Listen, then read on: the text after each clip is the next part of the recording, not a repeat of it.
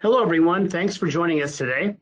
This Sunday night, AEW will present the third edition of All Out, and it'll mark our second time staging All Out at the Now Arena, just outside of Chicago and Hoffman Estates.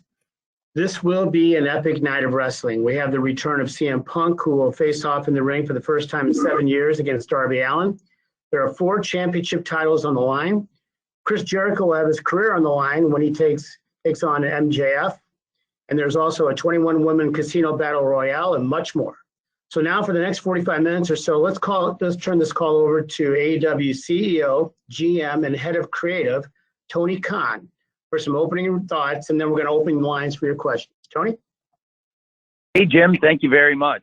Thanks, everyone, for joining today. I'm very excited about All Out. This is going to be the biggest pay-per-view event we've ever done, and it's very special, and I really appreciate you all joining us today. It's been a great year so far for AEW, and it's great to be back on the road again. It's great to be at the Now Arena for Dynamite last night, Rampage tomorrow, and All Out on Sunday. I'd just like to remind everyone we have All Out available for purchase on in-demand cable operators and on satellite, including DirecTV, Dish Network, Sling, and streaming on Bleacher Report. We have All Out live in more than 140 movie theaters across North America. And our international fans and all of you great media folks can watch the event internationally on Fight TV. And I'm excited to get all your questions. I want to make sure we get as many as possible. So let's jump in and bring it on. All right, Tony, appreciate it. So what I'm going to do is, as normal, is I'm going to let you know the first question is going to be from Stephanie Chase of Digital Spy. And then Stephanie is going to be followed by Sean Radican of PW Torch. And then as we go on, I will let you know who's next in line. So Stephanie, you're up first. Great. Hi, Tony. Thanks for taking the time to talk today. Thank you, Stephanie. The card for All Out, it is just absolutely stacked. And without giving anything away, how have you found putting it together and not just picking the main event, but with so many big matches, making sure the talent are happy with where they're positioned and storyline wise? And you've done some huge matches on TV and special shows, but how did you decide what was saved for Sunday night and what could be done at something like an Arthur Ashe? It's a great question. We have so many great stars. We have a great roster, and it affords me the ability to be able to book a lot of big matches. And we have huge matches on Dynamite. There's going to be a great card at Arthur Ashe for Grand Slam, AEW Dynamite Grand Slam. But really at All Out, I think this is the biggest card we've ever presented, period. And it's our biggest pay-per-view card, and these are some epic matches. A lot of it was planned very far ahead, and there were some changes to the card, of course, but it's been a long time in the making, this card. And when I'm putting a pay-per-view card together, a lot of considerations go into it. In many ways, this was the most challenging, but then when it came time to put the order down, I didn't find it that way. It was pretty natural. Like in one pass, I said it, and pretty much everybody I've told it to and said, like, what do you think of this? Everyone's like, man, that sounds really, really good. And, there's a lot of different ways to skin a cat. But like in this case, I think it's going to be great. It's a long process. I mean, it's a 24-hour job. And this past week, it really has been. Really life has been a 24-hour job for me the past several days, with a lot going on as the Jaguars have had cutdowns, and particularly as the English transfer window is closed. It's interesting timing as we go into a pay-per-view. So really, I have been working like literally 24-hour days recently, and having to change the card up again in the last 24 hours and make some changes. I think it's all going to work out. We'll have a lot of exciting stuff coming up on Rampage and Dynamite. And this pay-per-view card, some of the things that are happening, CM Punk versus Darby Allen, that was not just a week or two of planning. I mean, that's really a year and a half in the making of talking between myself and Punk. And during that year and a half, Darby's been working his ass off and becoming a legitimate wrestling star. It's amazing to think back when I was on the Jericho cruise with Darby and thinking about putting in the story with him and Sammy, going into Revolution 2020 in January, we were talking, and I wanted to do something like Savage Steamboat with Darby and Sammy. And you might remember that Darby got the skateboard to the throat and couldn't talk. And I wanted to build to an epic comeback. And he came back when Moxley was getting beat down by the Inner Circle and Jeff Cobb in Atlanta. And he got one of the biggest pops in Atlanta, just one of the biggest pops, period. And it was an amazing comeback. And ever since then, Darby's been so hot. Through the pandemic, he rose and became a bigger name in wrestling. And that was all happening at the same time when CM Punk was contemplating a comeback to the wrestling business and, talking it over with me, and the timing had to be right. And now is the time, the Now Arena, and so much going into this card. And again, a 7-year layoff for Christian Cage, who to me is one of the all-time great wrestlers, and stepping in the ring with somebody who's already in the Hall of Fame, somebody who is one of the most accomplished wrestlers of all time, and the best champion in wrestling, Kenny Omega. I think it's such a stacked card, and I cannot wait for the Young Bucks Lucha Brothers cage match. Britt Baker and Chris Statlander is a tremendous, tremendous world title match. And we're going to, on Rampage, see more of what's to come. So I'm glad you asked, and I'm glad I got a chance to just lead off talking about the card a little bit, Stephanie, because in some ways it's been the most work to put a card together, but I think it will be the most rewarding for the fans and for all of us. And in some ways it's been the easiest. Thank you. Thanks, Stephanie. Okay, we're going to go next with Sean Radican of PW Torch. Following Sean, we've got Garrett Martin of Taste Magazine. Sean. Great. Hey, Sean, is Wade here? Are you the only Torch person here? I don't know can you hear me? I hear you. Okay. I don't know if Wade's here. I think Rich Fan's on with us. Good. Well, I love the Torch. It's great to hear from you guys. What can I do for you, Sean? It's good to talk to you, Tony. This is kind of a long question, but you've leveraged so many great things on TV in the last 8 to 10 weeks with big matches, and so many things have come together for you, like Dante Martin having a standout performance against the Young Bucks, bringing in huge free agents like CM Punk, and sounds like perhaps more will come, maybe All Out this weekend or beyond. Britt Baker's on fire as a character, Anna Jay returning on TV, running venues like the United Center and Arthur Ashe coming up in New York.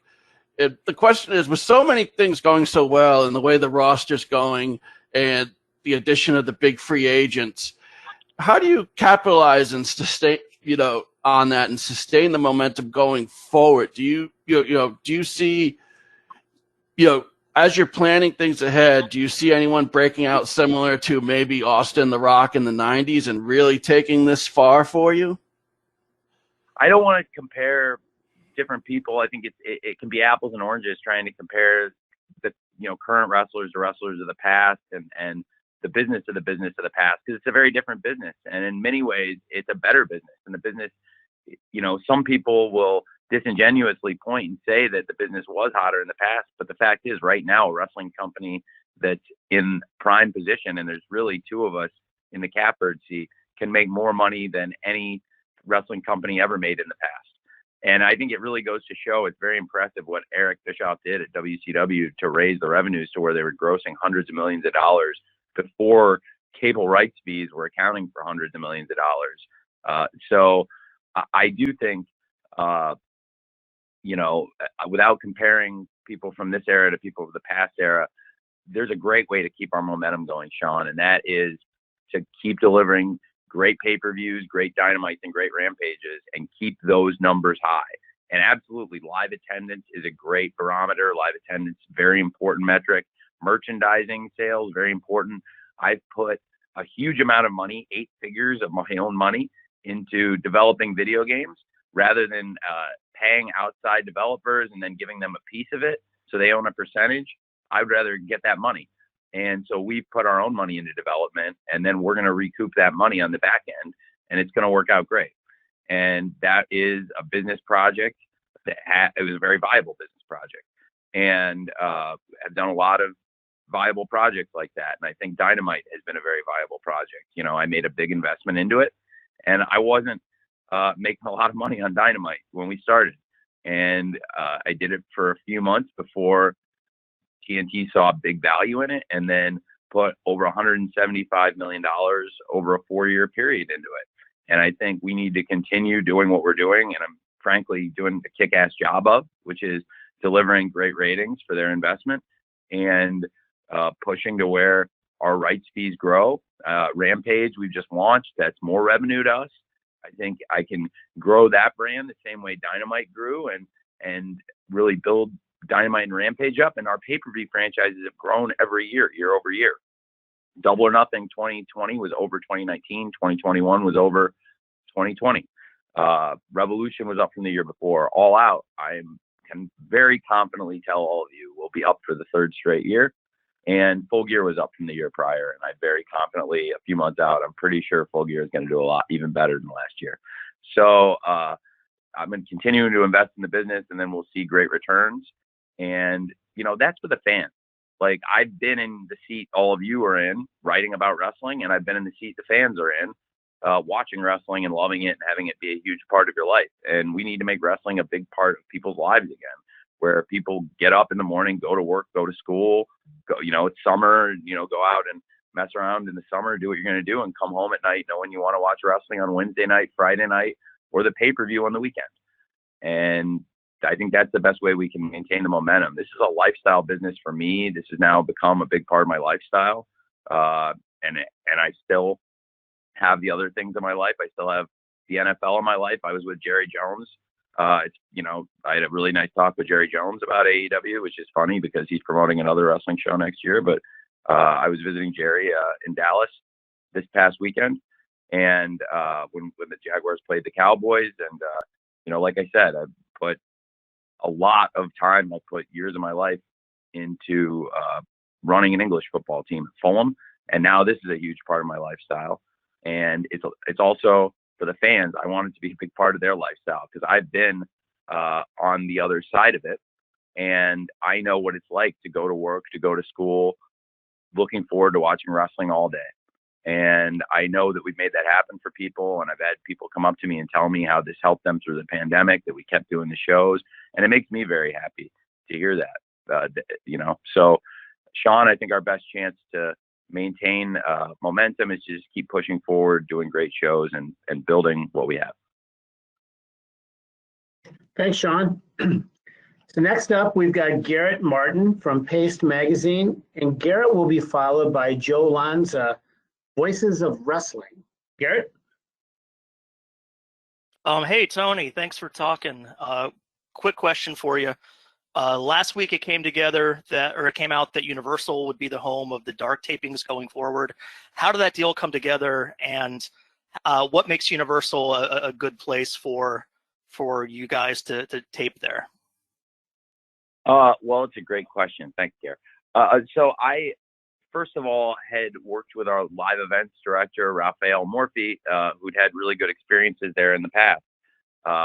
He had worked with Impact, and I'd like to now take this opportunity. I was glad you asked this because I want to position this. It's funny that I've seen people say, oh, they're going to that building and the perception of that building. And I think people need to look at the history of that building and also look at where Dark stands in terms of our TV platforms.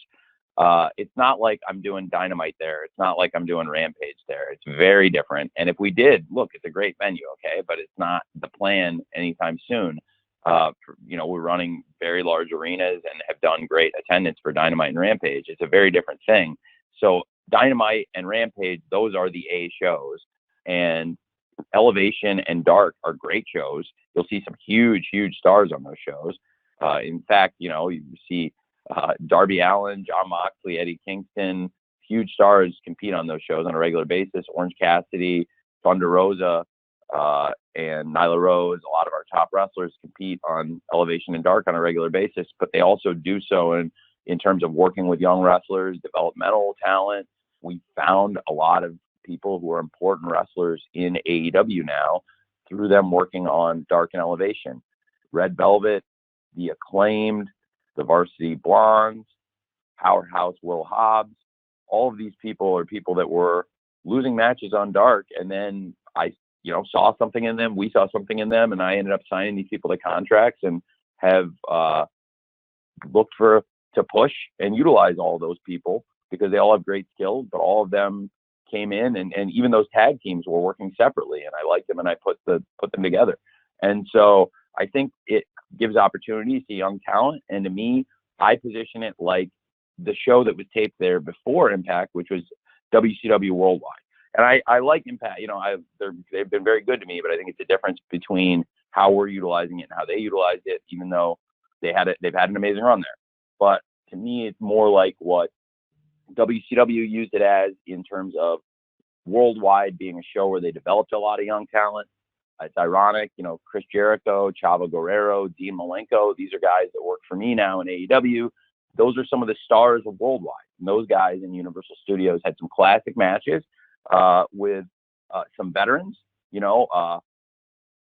rest in peace to one of my all-time heroes, one of the all-time greatest wrestlers who ever lived, beautiful Bobby Eaton.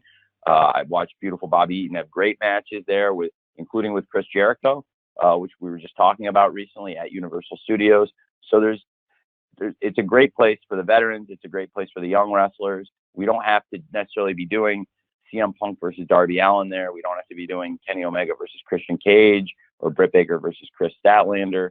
But we're going to do a lot of fun stuff there. And I think the fans that come will see some top stars and great wrestling. And I want to bring back the spirit of those Worldwide tapings, which hold a very fond place in my heart.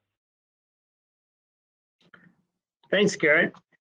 Joe Lanza from Voices of Wrestling is up next, and Joe will be followed by Jim Varcelon from the Miami Herald. Joe, you're up. Hey, Tony, how you doing? I'm really well, Joe. How are you? Good. We've been seeing a lot of trios matches on TV lately. Do you have any updates or anything you could tell us about the potential much-rumored trios titles? Well, I mean, we see, matches sometimes that don't always have title implications, but absolutely, I think it would be great to add trios titles. Right now, it's a lot of stuff I'm getting in 3 hours, and I take a lot of pride trying to cover a lot in a 2-hour Dynamite, and then Rampage is very different. It's a more focused 1-hour show, and they're very different formats, and still get great wrestling in both shows, but I also cover a lot of stories in a Dynamite in a very different way than I would in a Rampage. So it's a lot right now.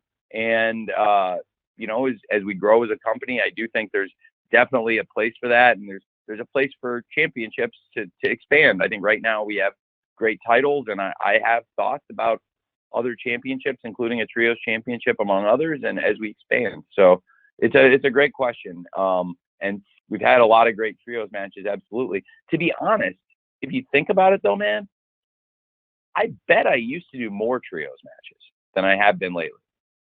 I haven't done like a study of the numbers exactly, bean counting it number for number, but my gut says I used to do more trios matches in Daly's place than I do now, and I could be wrong, but it feels that way. I'm still very into doing trios matches. We've seen a lot of trios matches on Dynamite over the years. It doesn't feel like I've been leaning on them as much as I maybe used to, but there's reasons for that. But we've been showcasing a lot of stories and a lot of story matches, and I really think we're in a great place to show. But like I said, there's a time and a place for everything, and we have a lot of great trios, undoubtedly, and I think a trios championship would really kick ass. So it does make a lot of sense, and it is something I've spent a lot of time thinking about. Absolutely. Thanks, Joe. Okay, up next, we've got Jim Varcelon from the Miami Herald.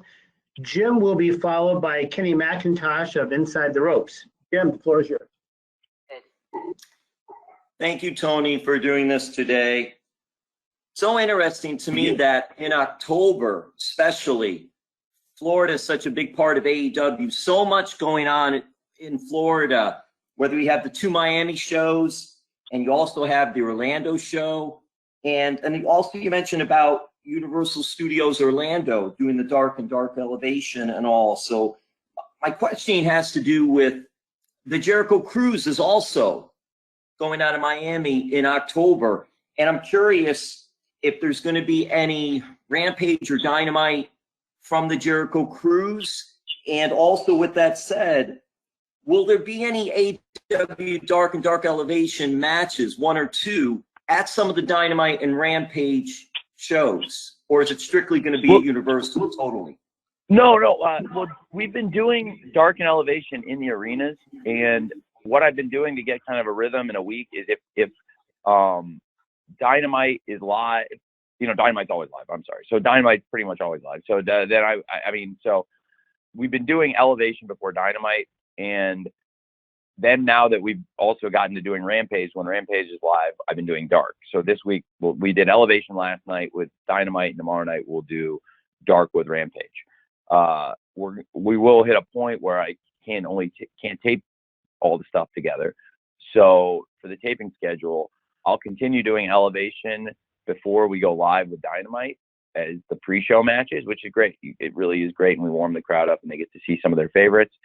And Dark specifically will move to be most weeks the studio format. There's still going to be weeks you'll get Dark in a big arena, but a lot of the shows, and I'll do tapings, and I think it's going to be a lot of fun, and we'll get a chance to really focus on a lot of the talent. And I try to do my best at it, but you're running around at Dynamite sometimes, and you can't be in the chair for every moment on Dark because I have to produce pre-tape promos, backstage segments.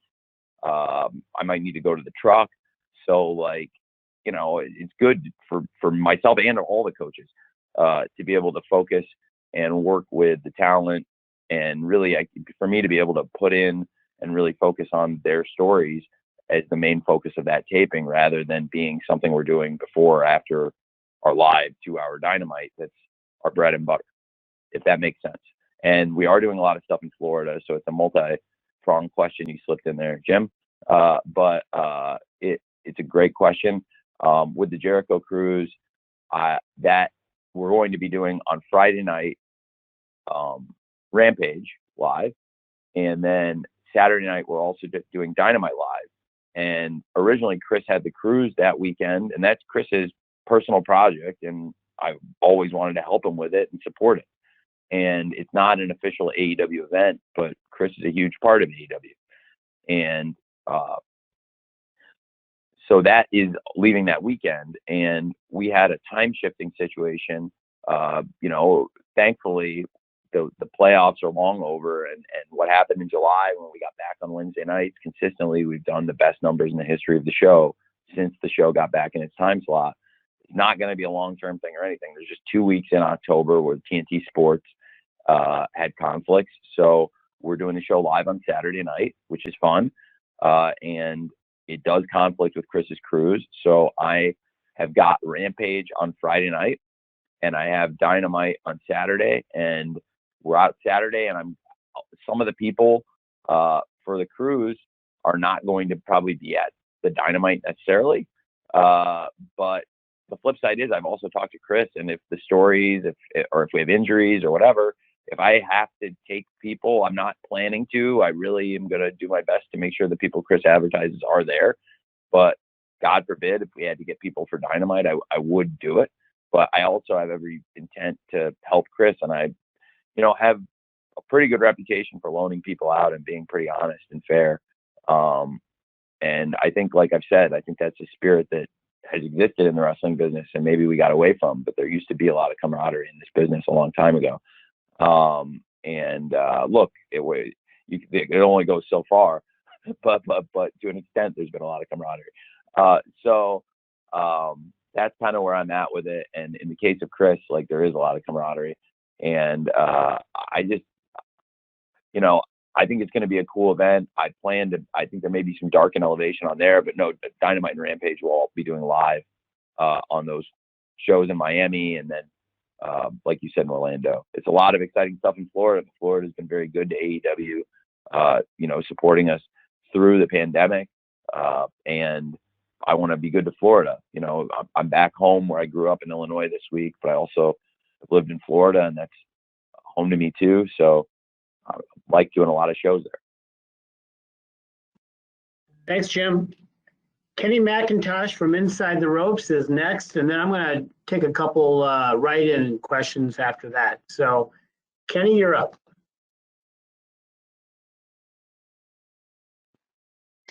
Kenny, you need to unmute yourself.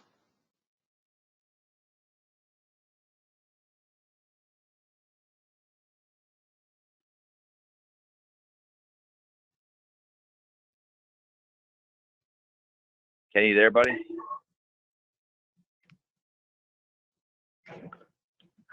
Kenny, you need to click the icon on the dashboard to unmute yourself.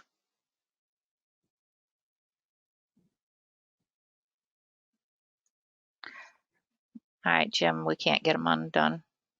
Okay, let me go to at least one write-in question right now, Tony. This was going to come from Paul Whitcherly. Hope I'm pronouncing that correctly. Oh, I Paul. thought it was coming from Paul White.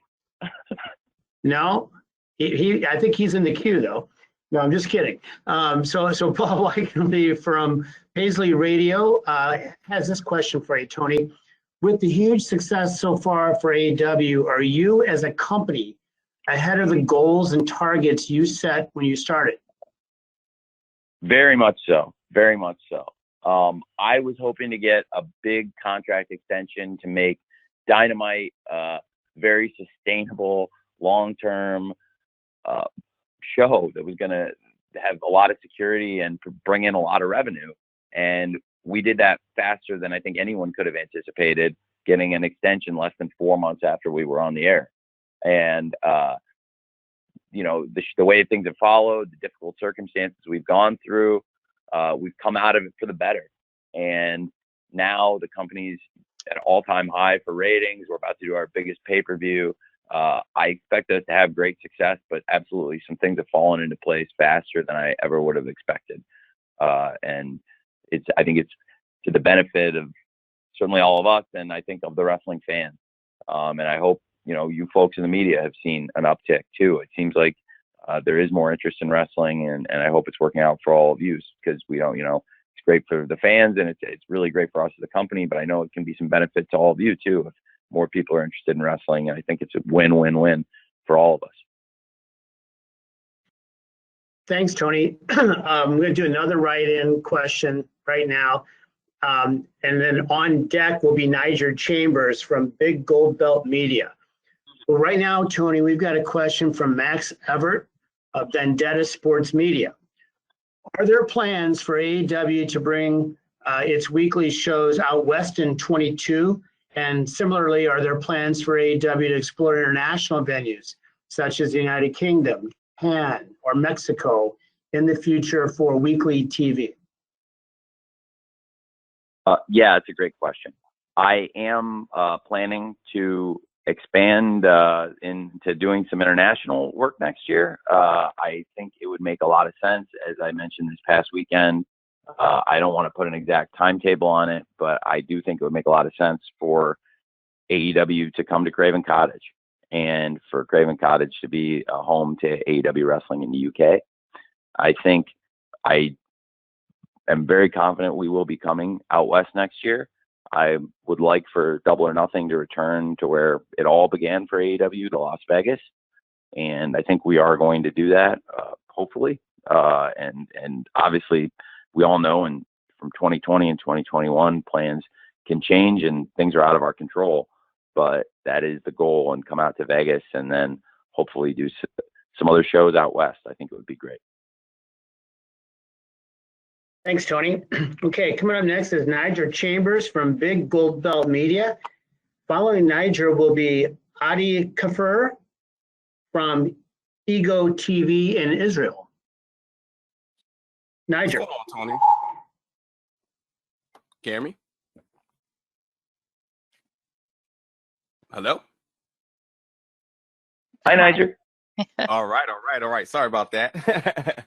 So, Tony, I mean, yes, like you said, this is your biggest card. You're back on the road. All things are trending good for AEW. And then you have a lot of major new additions to your roster, and hopefully some more surprises this weekend. But how close would you say to AEW is close to having a full roster?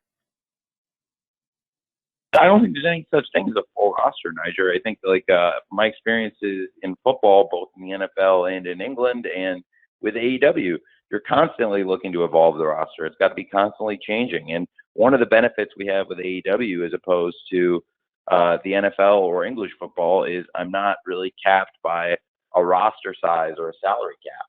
So it's largely my prerogative in terms of how to expand the roster, how many people to sign, and how much we can grow. And so we are under different limitations in other sports, but I think the idea is still the same, that you want to grow, evolve, and keep building, and always looking for young talent or people that have expired contracts or people that want to make a comeback. And that's something that as wrestling fans, I think it makes it really special that you can always keep a roster fresh. For example, I didn't go into this year thinking that I was going to take 2.0, who I had seen a number of times, and I really, as independent guys, and I'd seen them on NXT, and I thought they were very good. I had no idea they were going to get released. They've been super, super valuable to us, and I really liked Daniel Garcia. He was a guy on AEW Dark who was working without a contract or anything, and doing a very good job. And I thought he had a lot of potential. And when I saw 2.0 available, I thought there was really something there, and it fit the need of what we had at the time for the spot we had. And new fresh faces can help. And every signing doesn't have to be CM Punk or John Moxley, the biggest, big, names like that. Like, you can also sign talent that can really come in and enhance the quality of the show and stack up and help your roster. So I think there's a lot of different philosophies about roster building I have. And you're really looking to build from the top and the bottom. And that's how you grow, frankly, all the way through. And so there's all different spots in a wrestling company, and there's all kinds of different people that can fill the spots. And as we expand our programming and grow, we've expanded the roster a lot. I don't know. So I don't know if there ever is really such a thing as a full roster. It's a great question, though. Thank you, Tony. Thank you, Niger. Adi Kafur from Ego TV from Israel is up next. Adi, I hope I'm pronouncing your name correctly. I apologize if I haven't. Michael Johnson from Pro Wrestling Insider will follow. Adi? Hello, Tony. Hello, sir. It's really nice to meet you. I have two short questions. The first one is we're seeing the Forbidden Door taking a big amount of time in professional wrestling over the past couple of months. And I was hoping if you can spread a little light about the relationship between yourself and the other promoters from the other promotions. And the second question is, you were talking about international touring, and I was wondering if Israel is one of the destinations of AEW in the future. These are great questions. So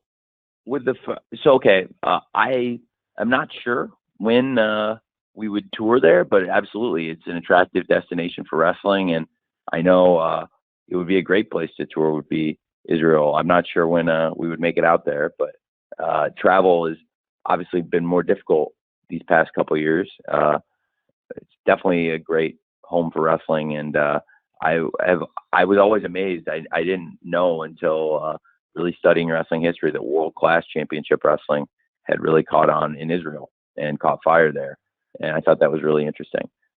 So I know wrestling can get really hot there. So it's definitely something to consider. And then, what was your question about the Forbidden Door and working with the other promoters? Can you spread a little light about the relationship with the other promoters from, New Japan Pro Wrestling, Impact Wrestling, NWA, AAA? They're all different relationships. It's like, different people, you can't put all your relationships, you can't put a label on all of them and say they're all the same. I have different relationships with different people.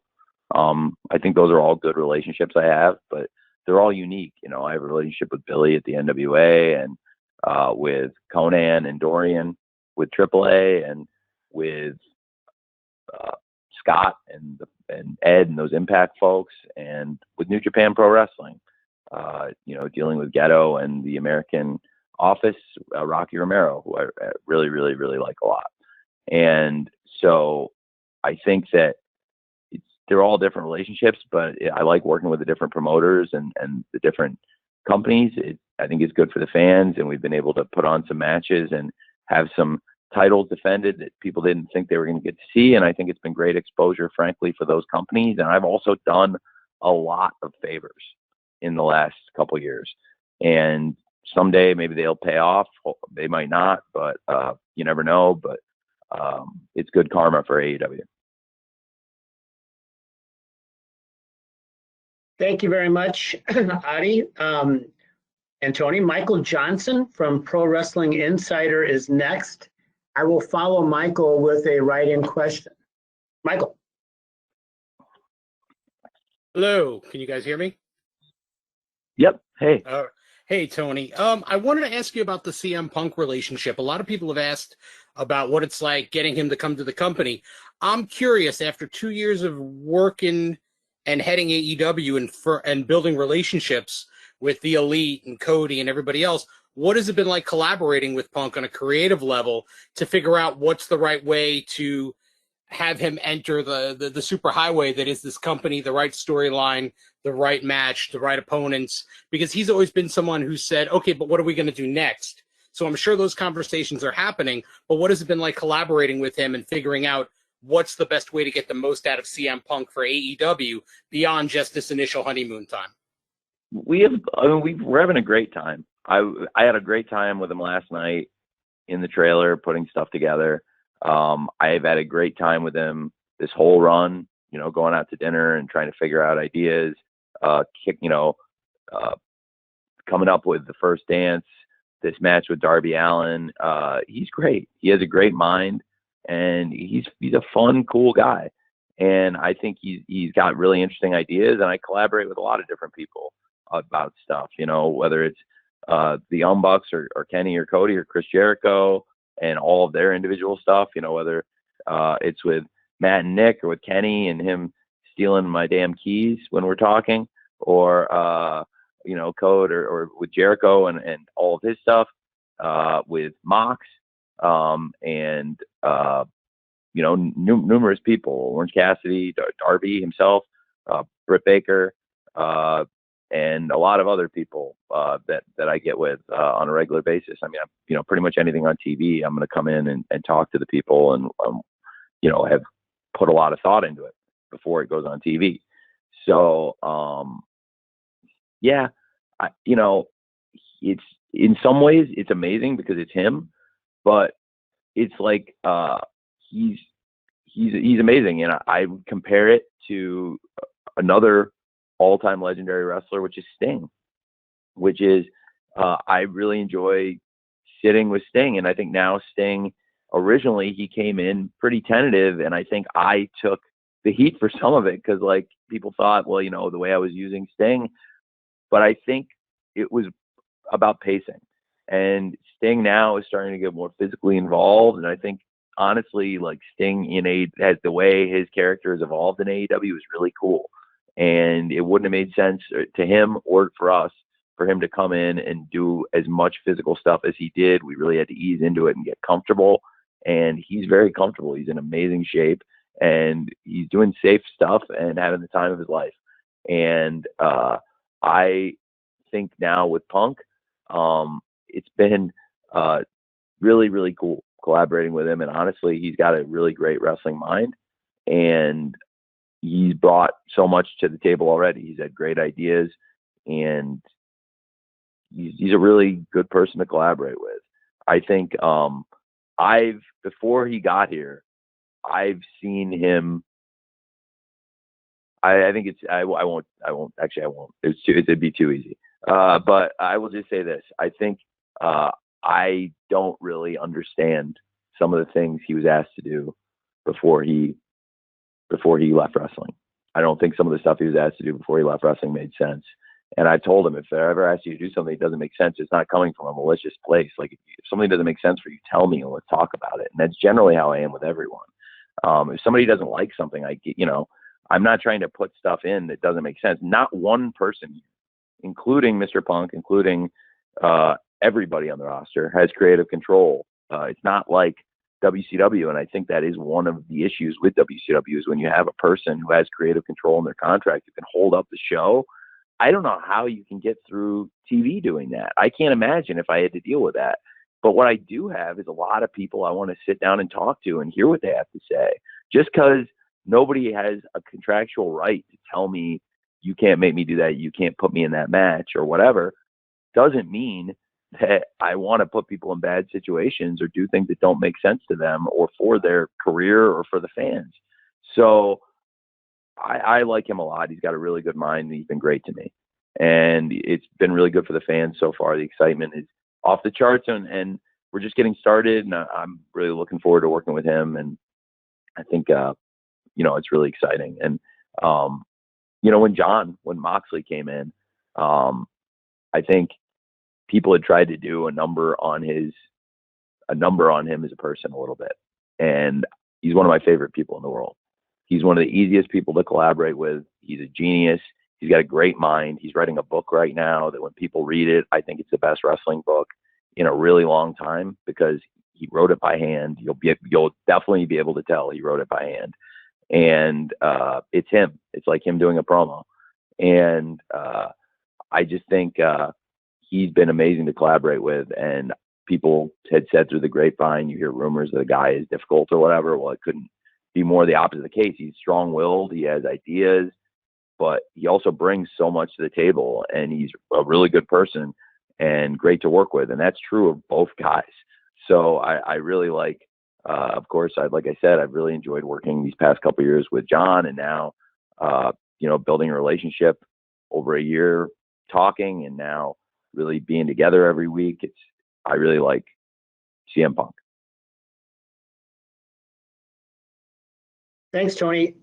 I've got a write-in question here from Eleanor Line of Eleanor Wrestling on YouTube. I'm going to ask it and then ask Joe Rivera from the Sporting News to be ready to go once Tony gives his answer here. So Eleanor wants to know, with the incredible women's division that AEW has and the addition of the Casino Battle Royale this Sunday, how does AEW plan to continue to elevate and improve women's wrestling? It's a great question. Well, I'm doing a lot of things. I'm trying to, first of all, help other companies with women wrestling in addition to my own. And so I think people really have seen a lot of our women's wrestlers this past weekend. I loaned some of them out to the NWA, and I thought that was a cool event they put together, and I was happy to help out with it by sending our AEW talent and paying them. And I have moved the Casino Battle Royale onto this card because it is a really valuable match. And in my opinion, in the 2 years from when we did the first women's Casino Battle Royale, which I was the agent on, and I'll be the agent on this one too, it was great working with the talent. It's a much better roster. Just like the first Casino Battle Royale men's we did, there was a lot of independent wrestlers and people, God bless them, they're great. Same with the women's Casino Battle Royale. There's some great people in there, but in my opinion, the roster is much better. So just like at Double or Nothing, it was a much more coherent, better roster, and I think a much better match than the first one. I expect a more coherent roster and a better match. And the first women's Casino Battle Royale was really good. I liked it. I thought everyone did a great job, and I commended everyone coming back. But I think we can top it and have a better match. The roster is just much more stacked. There's a lot of star power in it, and a lot of the biggest stars in the match weren't here a couple of years ago. So it's been really, it has come a long way. A lot of that is through the pandemic. And again, going back to Dark, I tried to expand the roster and really build a developmental system through AEW Dark. And the pandemic afforded the ability to do so because doing the empty tapings, I was able to just tape for hours and hours on end, bring people in and get, a good look at numerous wrestlers that we probably wouldn't have had a chance to really spend that kind of time with, to basically be in the empty arena, be able to devote an entire day to taping Dark. And, you know, now not being in Daly's place, it's kind of a different setup. But I think we grew so much in that time, and so many people came along in that era. Now, all of a sudden, we're back on the road, and we have all these people that, you know, the fans in the arenas just can't get enough of. And now, you know, Red Velvet and Ty Conti and Thunder Rosa and people that have really come in the past year plus have built great reputations. And it was really fun. It was really fun and gratifying to see the reaction Anna Jay got, because I had a feeling, you know, that was something I really, really had a good feeling was going to get a big pop, and it did. And I was really excited when it did. And I just think continuing to build the roster is important, because the better the star power is in any wrestling company, in any wrestling division, the more attention it's going to get and the more focus it's going to get. And they're getting better. And that's why I moved them onto the pay-per-view, because that match is going to be very good. And there's a lot of stars in that match. And then look at the match I put on the buy-in. It's no disrespect being on the buy-in. And this is a great chance for me to clear that up, because if you look at people that wrestled in that spot, I mean, you know, our first pay-per-view, we had Hangman, MJF, and many others in that match on the buy-in. I put big stars there repeatedly, and look at the match. You know, since we were unable to deliver on Andrade El Idolo versus Pac, look at the match I put on the buy-in to replace the Women's Casino Battle Royale, a match that involves Matt Hardy, a legend in the wrestling business, a veteran of over 25 years in this business, and Jungle Boy, one of our biggest young stars, and Orange Cassidy, another one of our biggest stars. Luchasaurus is a huge act here. Private Party, one of our top teams. A lot of big wrestlers in AEW. Chuck Taylor, the Best Friends, and important people in that match. And I think and Matt Hardy was excited to do it, and Jungle Boy was excited to do it. And Orange Cassidy doesn't get excited about anything, but he was about as excited as he gets.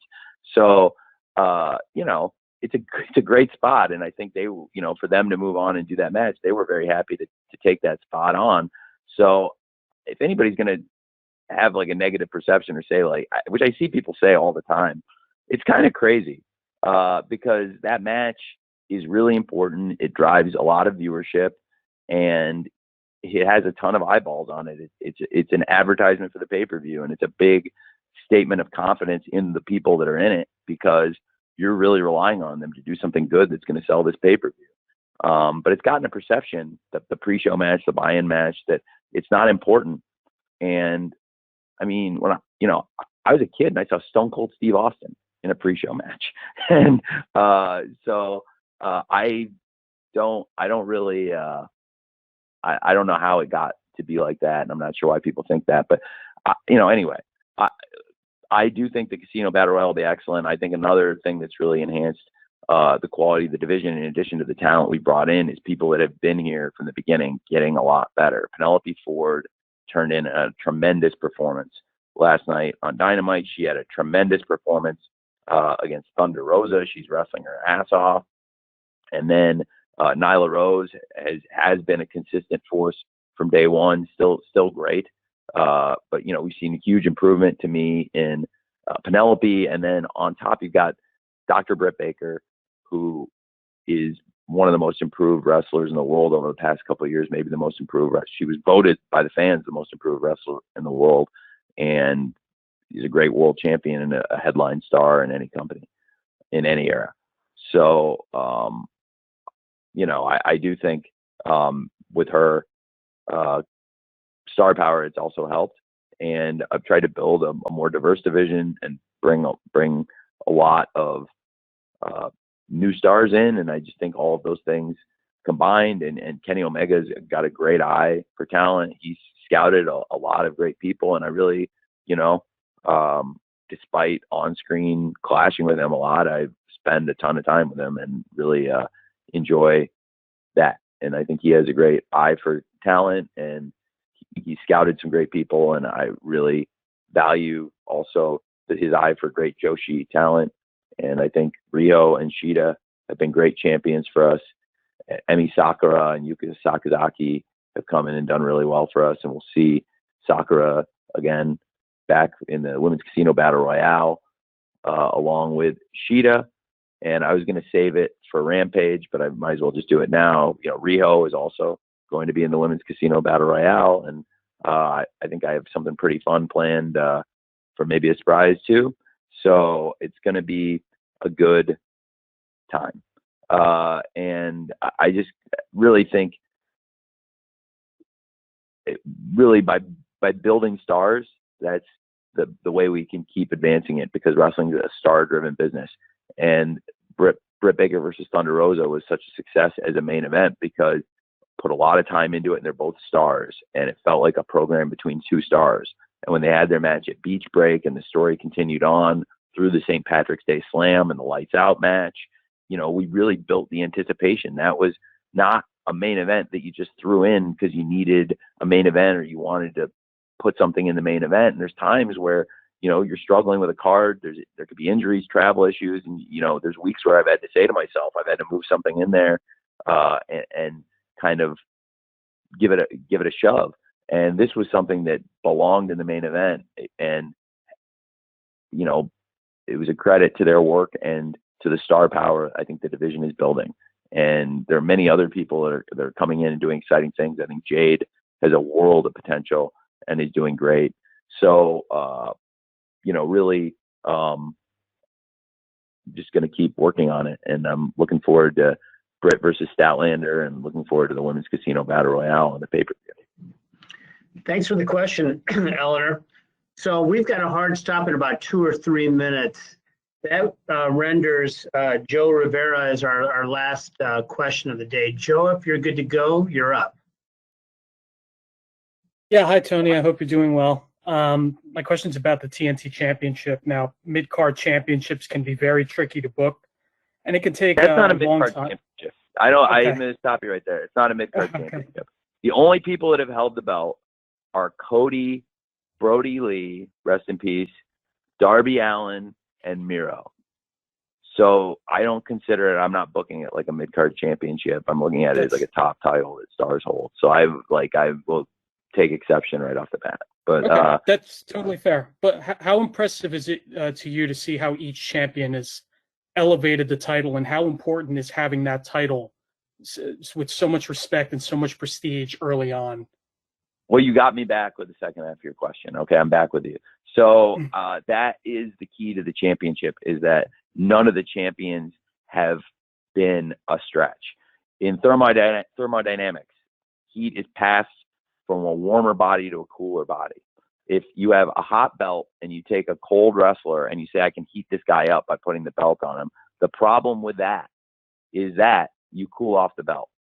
So the key to this belt, in my opinion, has been that from the beginning, it's been hot matches, hot issues. It's been pushed on television, and the champion has always been a protected star. And it would not have been right for Darby to honestly win the first tournament. And Darby was a huge part of the tournament. He went to the semifinals and lost to Cody before the Cody Lance Archer match at the pay-per-view, because it was part of the build for Darby finally winning the title.